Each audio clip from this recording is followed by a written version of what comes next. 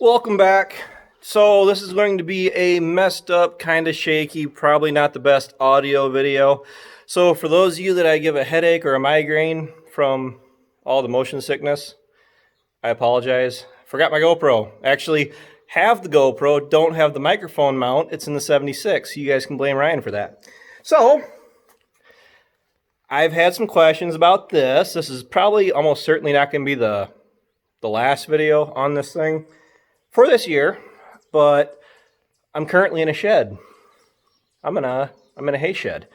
And what I've been doing, basically because I don't really want to run the risk of, my bales starting on fire, which I really wasn't worried about from the get-go.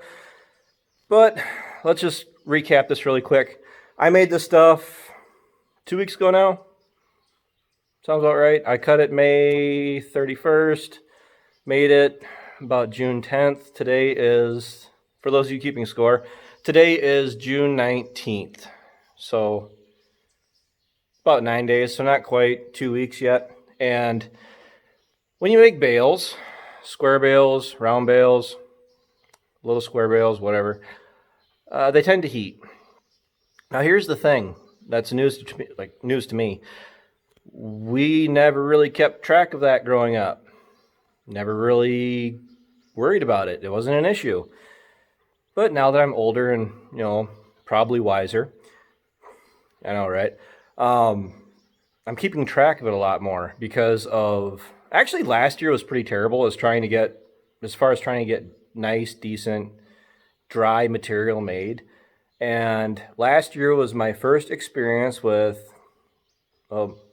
most recent experience, most memorable experience at home with hay that we made, albeit in August, that we baled up. It was dry. It looked good. We hauled it down to my place, and just for the sake of getting the stuff moved, I didn't take the time of putting it inside yet.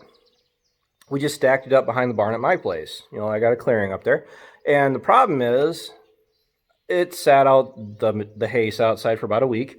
And then, come to find out, when I went to go move the stuff inside, it was dark. It was actually later in the day. It was getting kind of dark out.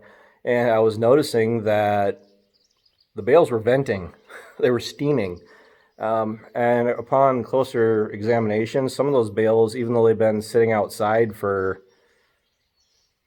at least a week. Yeah, it was a week. And they were getting warm. So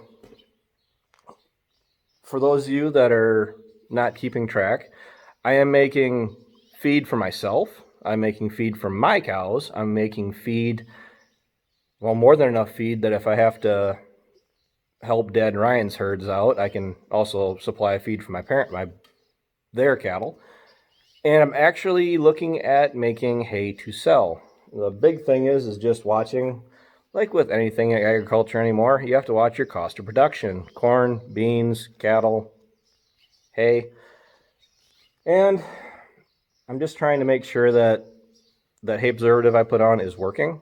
So I have an Agtronics HT Pro, not the one that I had sent to me. I'm still waiting on the probe for that one. I mean, this piece, you could actually take it off on the one that I had sent to me. I ordered one, $70 out of my account, and I still haven't seen it yet. So I went and I had to, because I bought this the night before we made this hay, because to put the hay preservative on, you have to know approximately what the moisture is, approximately how much your bales weigh, which these are about 15 to 1600. I figured 1600 pounds because that's everything that we ran across the scale last year. It averaged 1600 pounds. So what you do, very simple like, and here's a good example. This bale, right behind me here, the reason this one is out by itself, away from the rest of the stack, and if you can tell, we are doing a really poor job of utilizing our space in here, because if I really wanted to, and we're going to, trust me, this thing's going to be stacked solid. We're going to have 3 rows, or 3 tall, and I believe we can go 5 wide on the bottom, 4 wide on the second row, and I think at least 2, possibly 3 on top. So a pretty good number of bales. This guy was separate because I did see it had some material that was probably dry, but you should probably keep an eye on it, one of those things. It was the first stuff. The first bale that I made, the second day I came down to bale down here. So here we go. I'm not going to spin the camera around. I don't know, look at my nose. And I'll give you guys an example of this as to how this thing works. So we have the screen. This actually lights up the back of the screen. This is your moisture, which we'll get to that in a second here. And this is your temperature. The big thing I'm worried about watching for right now is the temperature. So this one, I've been down here about every day for the first 5 days, and then every other day since. Just keeping a close eye on this stuff. This stuff got up to 109 degrees in the bale. So what we do, I mean, these are really simple. You want to know what the current temperature is, where that probe is in the bale, you go through and you hit that button, and it reads 82 degrees Fahrenheit, 27 degrees Celsius. So it does flash both numbers. Now here's the thing, I have problems with this, and for anybody else that has any experience with these things, feel free to tell me your experiences with these, because I am not impressed. I hit the moisture button. 38.9. This bale is not 38.9 or 39% moisture or 38% moisture. I cracked one of these things open. They're not. I don't trust this thing when it comes to the moisture.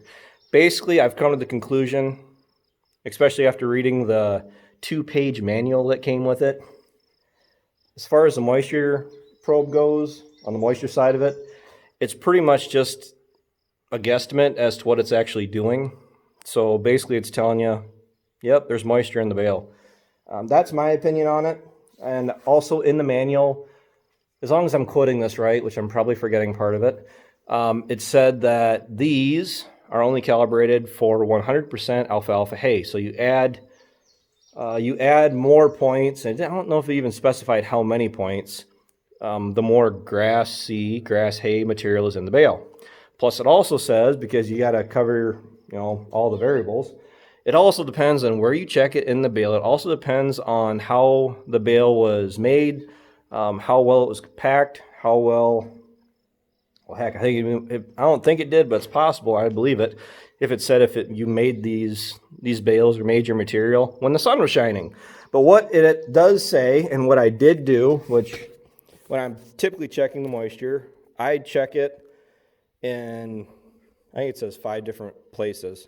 So I did the top, the bottom, the right side, the left side, and then just above the center, because I don't believe that is packed as super tight as it can be.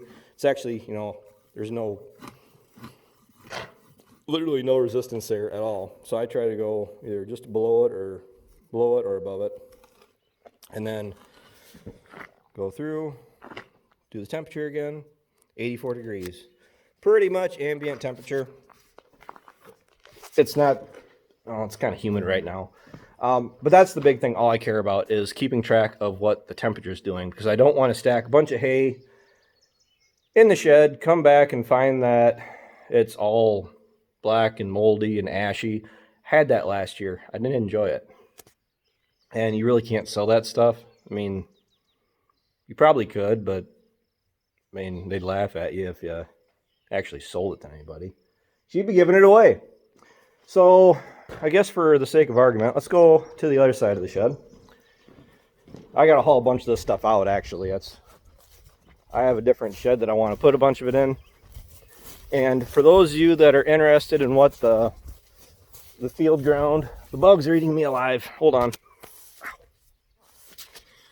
I didn't put on enough bug spray. If you guys are wondering what the valley looks like, or not the bottom in the valley, but the valley field, this is what it looks like. A little bit of, well, it's actually where we were driving around quite a bit. So yeah, we do have a little bit of dirt showing, but the stuff is actually coming back really well. I did not fertilize it again, because the timing was terrible. We just got the sprayer running last night. Ryan took it out, ran it. All he broke was, I believe, the holder for the boom. So I mean, as far as I understand, the sprayer worked great. So hopefully after second cut, I'll come down and I'll hit this with some liquid fertilizer. I mean, kind of, actually, not really impressed with the how thick it is over here, but it's nicer once you go that way. But I gotta keep moving because the bugs are literally trying to carry me off. And here's the problem. I haven't made the bottom yet. It's too wet. It's actually dry right now. It is dry right now, but the problem is it was too wet when the time came that I wanted to cut it earlier. And then when the time actually got to the point where I could go ahead and make it, I didn't have enough dry days that I felt comfortable cutting down, well, probably about 200 bales worth of material just to see it get rained on for a week. I would pretty much be going out of my mind. This was probably the hottest bale. This one got up to 117 degrees Fahrenheit. And albeit that was a couple days ago, a few days ago. And you guys are going to have to read it upside down.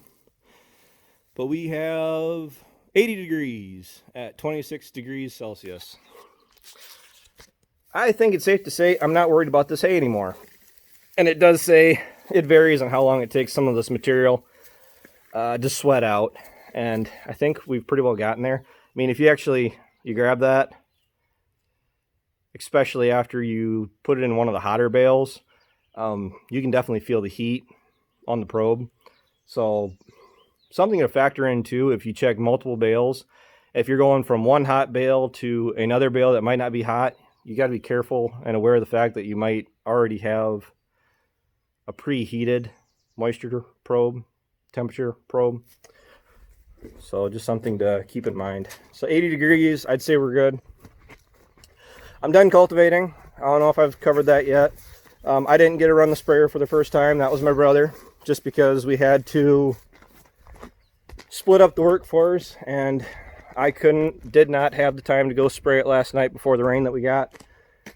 But as of right now, there's a bunch of things I need to fix and repair, and maybe put some things away after they're done being fixed for the year, so they're ready to go next year when we go to hook up to them.